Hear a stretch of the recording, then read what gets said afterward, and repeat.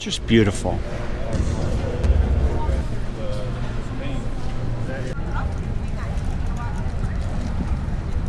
Single day? You need a Coke? All right. So, wristband, whatever she tells you. Hi, what can I do for you? 1 3-day pass, please. 1 3-day. Let's put it on your left wrist. I'm left-handed though. I might wear it off. There you go. Thank you. Hi, I'm Pete from Just a Few Acres Farm. I'm not on Just a Few Acres Farm. I'm in Grand Island, Nebraska for the Red Power Roundup. This is day 1.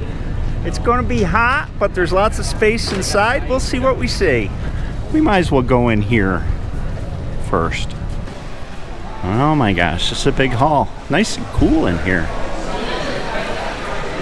Hats, shirts, mementos, all kinds of stuff.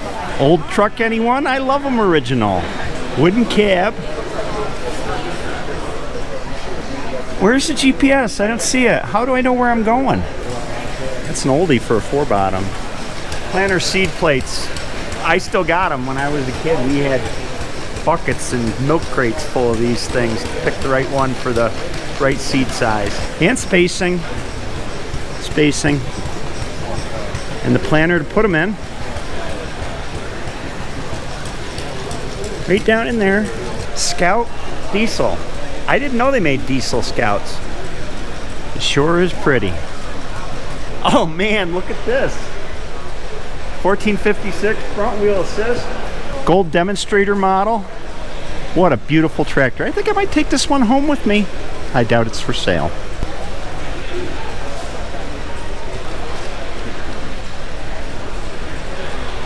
Here's the front wheel assist powertrain coming off the transmission here. Drive shaft into a front differential. Cub Cadets. I don't think that's original. There's an oldie. In case you can't guess, I don't know what I'm doing here. I'm in the first building wandering around. Structure for the videos, I don't know. We'll see how it goes. I think I'm just going to film it the way I experience it, not try and divide it up into different things. All things smashed together. This is a nice original 450 with a sugar beet harvester on the back of it. There's the business end of harvesting the sugar beets. Comes up onto the conveyor there and up into the bin, and I assume you'd have a wagon following, dumping them in there. But look at this 450. I just love the character of original tractors. WD6TA. This is Derek and his dad. You guys are from? Luston, Nebraska. It's a real small town. And you have an F20 here. Yep. So my great-great-grandfather bought an F20 brand new, and then he sold it. And a couple years ago, I was able to find it and brought it home. And yeah, same owner. So I'm the third owner in 90 years, and just playing around with it. And Derek was told me he watched the old F20 video I did, you know, about how to start it and all that, and got it going for the first time in decades.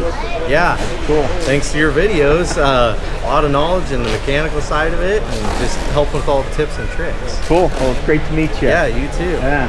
Have a great show. Yeah. This booth is Harris Machine. If you have an old hydrostatic like my 656, this is the place you send them to have them rebuilt better than new. What are these for Cub Cadets? Little weights. Decals. More decals.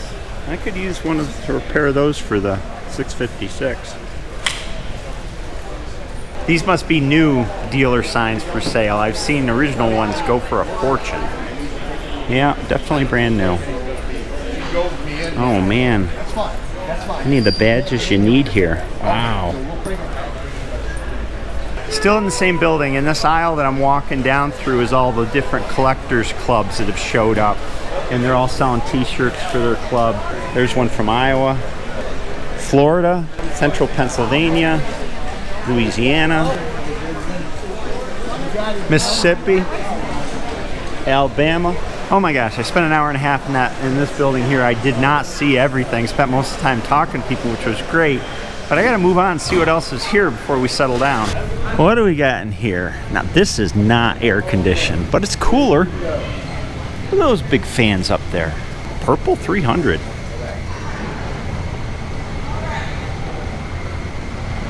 This place is filled wall to wall with tractors.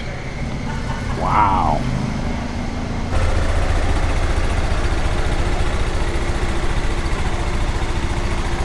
Beautiful Cub.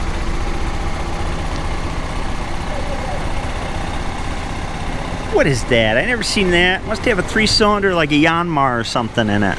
Made off of a lawn tractor. Here's another version. 4366 made little. I don't think I could fit in that cab. You looking for something a little better than a B? You could buy a B+. And the plus in this case is somebody made front wheel assist on a B. It's got disc brakes on it too. I never seen such a thing. It's really nice to meet you. Friends from Missouri. From Missouri.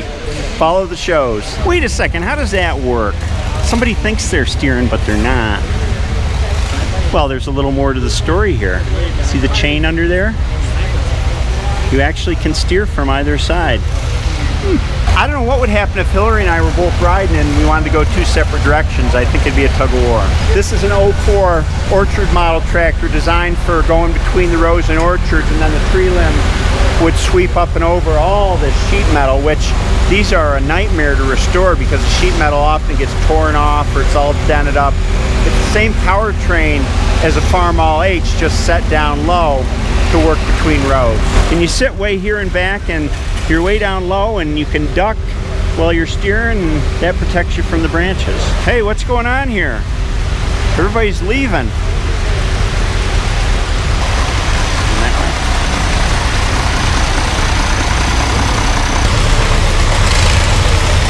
I can't believe all the beautiful restored tractors here. I'm gonna have to go through them, but not right now.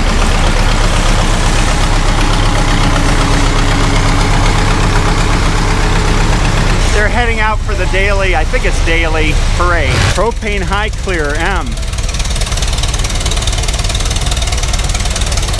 This is an honest looking 1206, and if you're not familiar with the 1206s, there's quite a story behind them. You can look it up. I believe they were the first tractor that International made that was designed to be over 100 horsepower, and they had to do some funky things in reinforcing the powertrain, and even they had to work with a tire manufacturer to get the tires to grab to the bead with so much horsepower being put to the ground. Came out slightly after the 706s and 806s is the last piece of the 06 series. This building number 2 that I've been in that's filled with tractors is like heaven. I have never seen so many restored red tractors in one place. There's got to be 200 or 300 of them. What's your name? Elise. Elise? Elise says that she's my #1 fan. And she's gonna prove it too. Right? Can you turn around? She's very shy though. She's not normal. You want him to sign your shirt? You came from Minnesota. Where in Minnesota? Grand Rapids, so north central. This is Max Armstrong here on a Super C. Parade is starting. He was the guy that was on the local farm that they'd something broke down. Beautiful 1456. Got a belly tank on it and the additional capacity extra coolant oil pan. Hey, you know all this stuff. See how that turbo I like to keep learning stuff. You know, I always tell folks if I was to do that again, I wouldn't. It's all oiled up. Or side hill, Terracin plow. I gotta show you this tractor. This is a tight sounding 282. This is a good running version of what I have in my 656. It sounds awesome. What the heck is this coming? Ah. 4568. Very big. With a screamer in it. 8-cylinder. Huh. This parade will go on for a long time, and it's getting pretty warm. I'm getting pretty hot. So I'm going to go inside here. There's a Heartland Event Center, and I think they have seminars and some equipment in here. We'll go in and see. Right in the door here we have Octane Press, which publishes a lot of books about International Harvester and other tractors. Here are kids' books. And I used to get a lot of these kinds of books before the internet was around. And that's how I learned a lot of what I know about International and Farmall, just reading these books. I've got a shelf full of them. A business card? No, that's all right. I have a bunch of your books. So. In this building they have lots of seminar rooms and a schedule of seminars. This reminds me of my old career as an architect, going around doing public speaking. I spoke in a lot of rooms like this in a lot of hotels and conference centers. So I think we'll exit and go look at some more tractors. And on the other side of this hallway they got the hall filled with more tractors. This place is big. They got new ones. And they got the oldest Farmalls. Experimental, 1923. So there's some debate as to the actual 100th anniversary of the first Farmall tractor. The patent dates were actually in 1923. The first production models, I think, started coming out in February of 24. So you could say 2023 or 2024, and it gives us a chance to celebrate 2 years in a row. The beautiful tractors never end.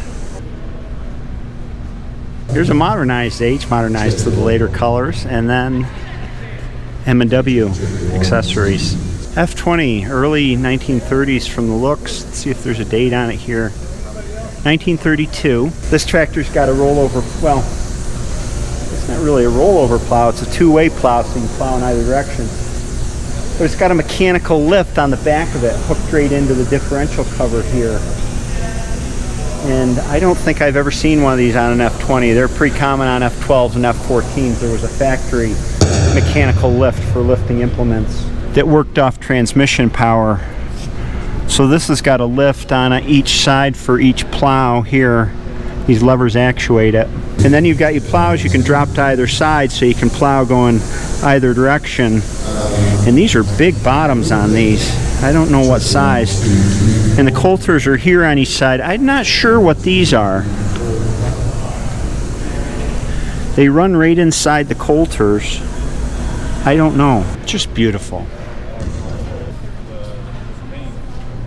This building that I'm in shows the evolution of the Farmall tractor from the first tractor to today's Farmall, which I started out showing. And I think what I'll do is, this deserves more attention than I'm just going to give it in 5 seconds or 30 seconds in a video, because I can go through it generation by generation. You can see the evolution from the regular, the first Farmall, through the H's and the M's and the A's and the B's and the C's to the hundreds on into the 50 series. Anyway, I think I need to do that as a separate video. I want to talk about this tractor because this is an experimental M, and experimental tractors are something that International Harvester rarely let live. Usually they were taken back to the factory and destroyed. This one was made in 1950. The owner is not here. I wish I could talk to him. Maybe I'll catch up with him sooner or later.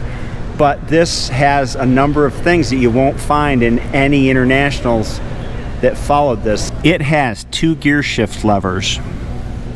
And what I surmise is one of these is a range transmission gear shift, high-low range, and the other one is a transmission speed shift, so gears 1 through 5 in reverse here, and then high-low here. And then down here, and this here, you've got hydraulic controls. You don't see this on any tractors of that time that International made, and they moved the electrical box up here. These hydraulic levers, and you can see you've got 2 remote controls here. They go back to these linkages, and underneath the seat there's a set of spool valves that come out to the hydraulics here. And then I believe that this is set up, and the tractor's not finished yet. The owner is still working on it, but this is factory where they were making modifications for a test model, and this is first live PTO coming out the back, which of course they adopted for the MTA, which was the replacement for the M, or the evolution of the M. Also got disc brakes and a plantar drive plate there you can see sticking out. The brake pedals are a different shape. I think that it still has a belly pump, but I'm really not sure how the hydraulics were driven, if they're live off of the live power takeoff shaft, because there's no live drive off the timing gears like you would normally see. There is a pump here, but that size, I believe that's just power steering there. It'd be fascinating to get into this transmission and into the bell housing and the coupling here, because I'm not sure how the hydraulics drive. These are the old holes from the factory unit, but I don't know if there's a live hydraulic pump in there. There's no belly pump. There's just this little bottom piece on here. It's surprising to see this tighten in here because this preceded the Farmall by at least a generation. Oh, 1920. 2 cylinders, but obviously nothing close to the Farmall. This is what they were making before they figured out the Farmall. Here we have another experimental model, the Experimental Junior. Yep, Real killer was putting the steering wheel going right through the gas tank here. Yep. I'm just kidding about that, of course. This is an MD restored by a viewer that I met earlier. He just did a beautiful job. Very nicely done. This is Max Armstrong and Lee Clancher speaking this afternoon. Lee Clancher's a noted IH historian, and of course everybody knows Max Armstrong. They're going through the 100 years, the evolution of Farmall on the floor here because they have examples of it. It does. And we're going to talk about Moline Plow. Because Moline Plow played a key role in the Farmall coming around. So they were making enough that they got to the 100,000 track. That's the 100,000th Farmall right there. This is the 100,000th Farmall. This day, Thursday, the first day of the show, is getting close to an end. The buildings close at 5, which is just a few minutes away. I spent all the time after Lee Clancher and Max Armstrong's talking to viewers, because there was a lot of people in the bleachers who saw me down taking video of it, and so I spent a couple hours meeting with viewers, and I've been talking to viewers all day. I wish I'd gotten more of them on camera. I've met so many great people here. But I wanted to show you this area before the show closes down for the night.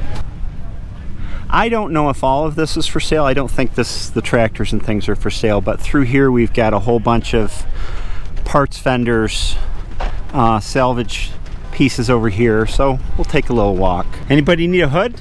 I think there's just about everyone here. Radiator covers, hoods, fuel tanks, side panels. There sure is a lot of tin here, and it all looks to be in pretty good shape. I don't see a lot of dents, if any, in it. Fenders, flat tops, clamshells, they're all here.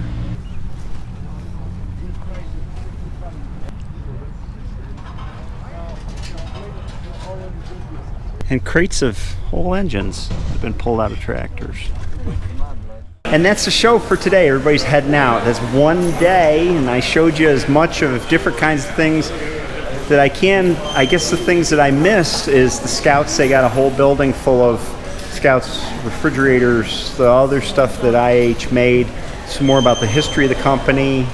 I'm meaning to sit down with Lee Clancher, who spoke today, and have a little discussion with him about the history and all the stuff here that I didn't get to go through. I talked to probably 300 or more viewers. I didn't keep count, but I did remember states they came from. I think I talked to a viewer from just about every state except Texas. What's going on? We're not that far from Texas. A lot from Canada, the Midwest, of course, Pennsylvania, New York, California, all the way over to California. What a great show. What a lot of beautiful tractors. I hope you enjoyed this video, the first in a series, and I'll see you next time.